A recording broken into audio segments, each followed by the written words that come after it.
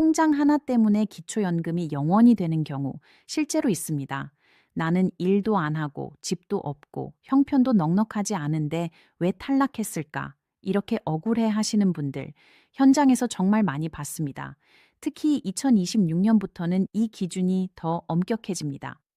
오늘 영상에서는 많은 분들이 모르고 있다가 뒤늦게 연금을 끊기는 기초연금의 가장 치명적인 함정들, 그리고 이미 탈락했어도 다시 준비할 수 있는 방법까지 정확하게 정리해 드리겠습니다. 이건 끝까지 보셔야 합니다. 중간에 끊으시면 손해를 피할 수 없습니다. 많은 분들이 이렇게 생각하십니다. 기초연금은 65세만 넘으면 자동으로 나오는 거 아니야? 하지만 그건 절반만 맞는 이야기입니다. 기초연금은 나이만 본 게 아니라 여러분의 통장 그리고 재산 기록을 아주 꼼꼼하게 봅니다. 그래서 나는 가난하다고 생각하는데 전산상으로는 연금 받기에는 형편이 괜찮은 사람으로 분류되는 일이 벌어집니다. 그 기준이 바로 지금부터 말씀드릴 이 계산법 때문입니다. 지금부터 기초연금 계산에서 가장 먼저 이해하셔야 할 핵심 숫자부터 차근차근 짚어보겠습니다. 여기까지 들으시면서 이 계산법 도대체 누가 이렇게 정한 거야? 싶으셨을 겁니다. 이런 질문을 저는 현장에서 정말 많이 받습니다. 저는 서은경이고 복지 상담 현장에서 기초연금 때문에 억울해 하시는 분들을 오랫동안 직접 만나왔습니다. 특히 나는 형편이 안 되는데 왜 탈락했는지 모르겠다 고 하시는 분들 대부분 지금 설명드린 이 계산 기준을 전혀 모르고 계셨습니다. 그래서 기초연금은 얼마를 벌었느냐보다 어떤 형태로 돈이 기록되어 있느냐가 훨씬 중요해집니다. 그렇다면 이제 이런 질문이 생기실 겁니다.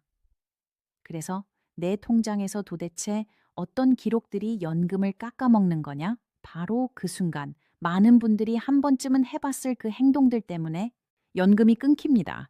지금부터는 실제 현장에서 가장 많이 탈락으로 이어진 대표적인 사례들을 하나씩 짚어보겠습니다.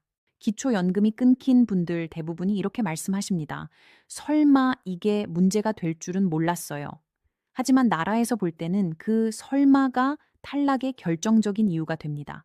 지금부터 말씀드리는 사례들은 제가 현장에서 정말 가장 많이 만났던 경우들입니다. 혹시 이거 내 얘기 같은데 싶은 게 있다면 끝까지 꼭 들으셔야 합니다. 첫 번째 사례는 자녀의 전세보증금을 잠깐 보관한 경우입니다. 자녀가 전셋집을 옮기면서 잠깐만 통장 좀 쓰자고 합니다. 일주일만 넣어둘게. 곧 다시 빼갈게. 부모 입장에서는 안 도와줄 이유가 없죠. 그런데 그 돈이 통장에 찍히는 순간 나라에서는 그 돈을 부모님의 재산으로 봅니다. 나중에 다시 돌려줬어도 사정은 고려되지 않습니다. 전산에는 한때 1억 원을 가진 사람으로 기록이 남기 때문입니다. 이렇게 해서 연금이 끊긴 분들 정말 많습니다. 두 번째 사례는 자녀 명의 통장을 내가 관리한 경우입니다.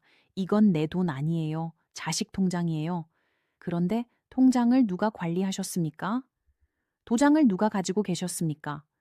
부모님이 입출금을 자유롭게 하고 생활비를 쓰셨다면 나라에서는 그 돈을 부모님 돈으로 봅니다. 이름이 자녀라고 해서 안심하시면 안 됩니다. 누가 실질적으로 쓰느냐? 그걸 봅니다. 이 때문에 연금도 못 받고 괜히 문제까지 생기는 경우 적지 않습니다. 세 번째 사례는 장사 접었는데 사업자 등록이 살아있는 경우입니다. 장사는 접은 지 오래됐습니다. 수입도 없습니다. 그런데 사업자 등록을 그냥 두신 분들 정말 많습니다. 나라에서는 이렇게 봅니다. 사업자 등록이 있네요? 그럼 소득이 있겠죠? 그래서 실제로는 시원도 못 벌어도 추정 소득을 만들어서 계산해 버립니다. 서류 하나 때문에 연금이 끊기는 겁니다. 네 번째 사례는 고가 차량 한 대의 함정입니다. 차가 한 대 있습니다. 오래 타던 차입니다. 그런데 중고차 시세가 4천만 원을 넘습니다. 이 경우 나라에서는 그 차를 단순한 이동수단이 아니라 재산으로 봅니다. 그래서 차 한 대 때문에 연금이 끊겼다고 하시는 분들 실제로 계십니다. 억울하지만 규정은 그렇습니다. 다섯 번째 사례는 자녀 집에 공짜로 사는 경우입니다. 자녀가 집을 사서 같이 살자고 합니다. 월세도 안 받아. 편하게 지내. 부모 입장에서는 고맙죠. 하지만 나라에서는 다르게 봅니다. 이 정도 집에 공짜로 살면 그만큼 돈을 아끼는 거죠. 그래서 무료 임차 소득이라는 가짜 소득을 만들어 연금 계산에 넣습니다. 효도 받다가 연금이 끊기는 가장 억울한 경우입니다. 정리해보면 이 5가지 사례의 공통점은 단 하나입니다. 돈을 벌어서 문제가 된 게 아니라 돈이 어떻게 기록됐느냐가 문제가 된 겁니다. 그래서 기초연금은 형편이 아니라 통장과 기록을 봅니다. 여기까지 들으시고 이렇게 생각하시는 분들 분명히 계실 겁니다. 나는 이미 해당되는 것 같은데 이제 끝난 거 아닌가? 아닙니다. 아직 방법은 있습니다. 다음 챕터에서는 이미 꼬인 상황에서도 연금을 지킬 수 있는 현실적인 준비 방법들을 차근차근 알려드리겠습니다. 지금까지 설명 들으시면서 가슴이 철렁하셨을 분들 분명히 계실 겁니다. 이거 나 얘기 같은데 나는 이미 끝난 거 아닌가? 하지만 너무 걱정하지 마세요. 기초연금은 한번 실수했다고 영원히 끝나는 제도가 아닙니다. 지금부터 말씀드릴 것들은 제가 실제 상담 현장에서 가장 많이 안내해 드리는 연금 다시 살리는 방법들입니다. 첫 번째 방법은 나만 가난하면 된다는 착각부터 버리는 것입니다. 가장 먼저 기억하셔야 할 게 있습니다. 기초연금은 개인이 아니라 가구 단위로 봅니다. 그래서 내 통장에 돈이 없어도 배우자 통장에 돈이 있으면 같이 탈락할 수 있습니다. 신청 전에 반드시 확인하셔야 합니다. 배우자 통장에 돈이 있으면 같이 탈락할 수 있습니다. 신청 전에 반드시 확인하셔야 합니다. 배우자 명의 통장, 배우자 명의 적금, 시골에 있는 작은 땅까지 우리 집 전체를 한 번에 펼쳐놓고 점검하셔야 합니다. 두 번째는 나라는 지금이 아니라 5년 전을 본다는 것을 기억하셔야 합니다. 많은 분들이 이 부분에서 억울해 하십니다. 그 돈 이미 다 썼어요. 하지만 나라에서는 이렇게 묻습니다. 그럼 증거는 있습니까? 최근 5년 안에 집을 팔았거나 보험을 해약했거나 큰돈이 오간 적이 있다면 그 돈을 어디에 어떻게 썼는지 증빙이 있어야 합니다. 병원비, 영수증, 빚, 갚은 내역, 계좌, 이체 기록. 이게 없으면 이미 없는 돈도 숨겨둔 재산으로 간주될 수 있습니다. 세 번째는 비싼 차는 재산이지 발이 아닙니다. 차가 꼭 필요하신 분들 많으시죠?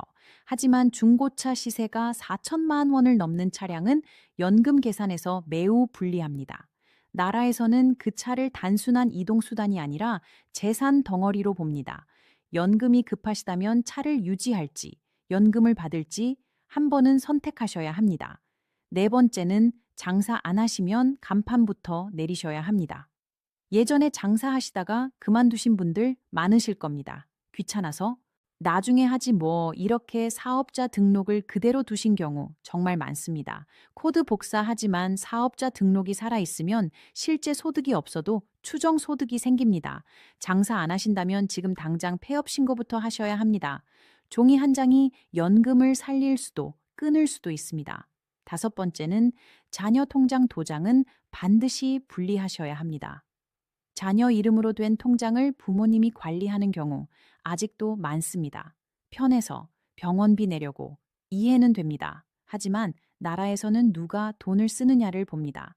부모님이 자유롭게 입출금했다면 그 통장은 부모님 재산으로 다시 잡힐 수 있습니다. 자녀 줄 돈이면 깔끔하게 주고 손을 떼셔야 합니다. 다시 한번 정리해 드리겠습니다.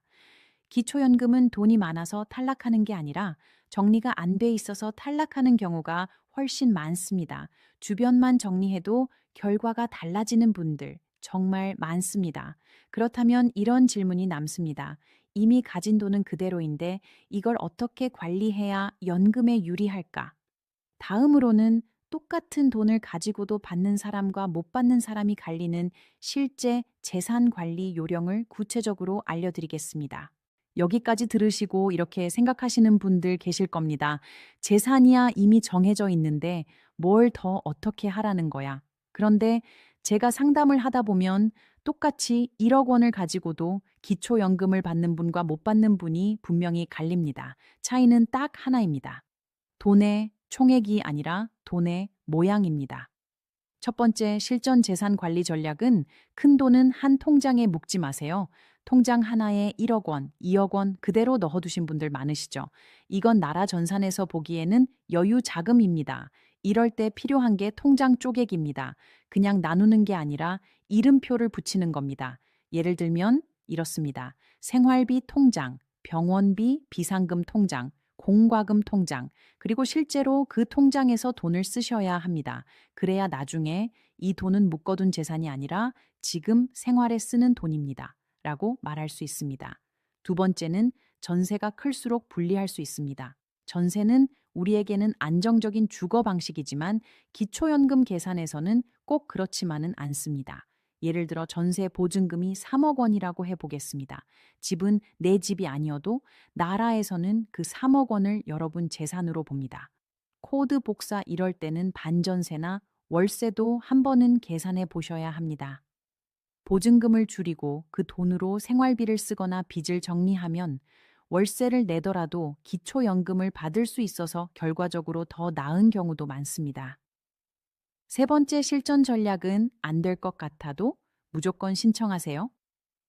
이 말 오늘 영상에서 가장 중요한 말일지도 모릅니다. 나는 안 될 것 같아서 신청도 안 했어요. 이렇게 말씀하시는 분들 정말 많습니다. 하지만 기초연금은 신청하지 않으면 나라에서 절대 먼저 연락하지 않습니다. 또 하나, 기준은 매년 바뀝니다. 작년에 떨어졌어도 올해는 될 수 있고 1만 원 차이로 결과가 갈리는 경우도 부지기수입니다. 안 되면 이유라도 정확히 알 수 있고 되면 매달 연금이 나옵니다.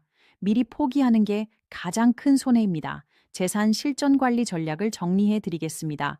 기초연금은 돈을 숨기는 싸움이 아닙니다. 돈을 어떻게 정리하느냐의 문제입니다.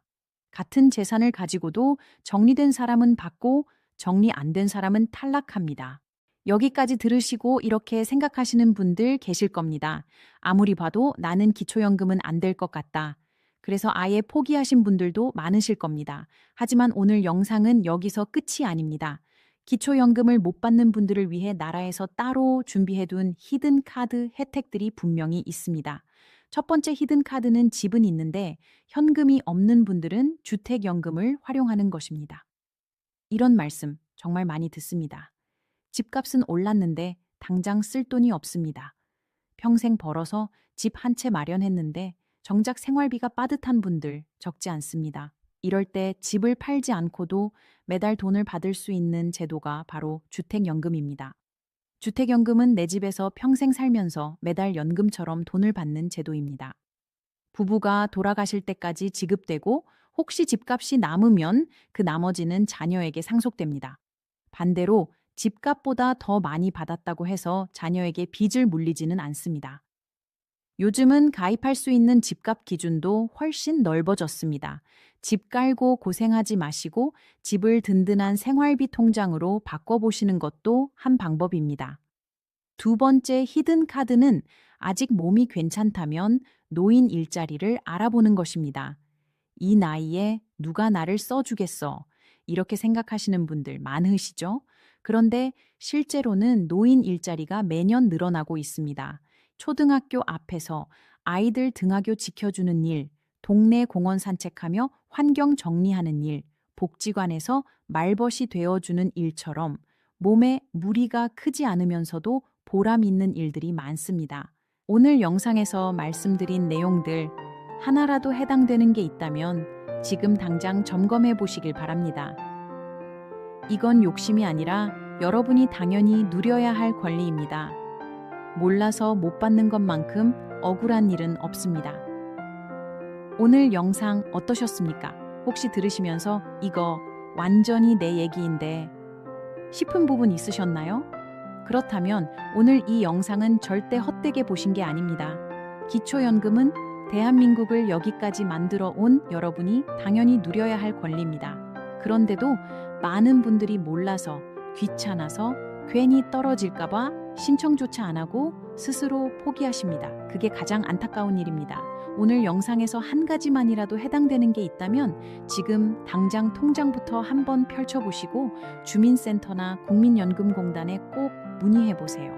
안 되면 이유라도 알고 되면 매달 연금이 나옵니다. 이 영상이 조금이라도 도움이 되셨다면 구독과 좋아요 한번 눌러주시면 큰 힘이 됩니다. 그리고 주변에 포기하고 계신 부모님, 이웃, 친구분들 계시면 이 영상 꼭 한번 공유해 주세요. 지금까지 서은경이었습니다. 여러분의 노후가 조금 더 따뜻하고 조금 더 든든해질 수 있도록 앞으로도 꼭 필요한 이야기만 차분하게 전해드리겠습니다. 오늘도 끝까지 시청해 주셔서 진심으로 고맙습니다.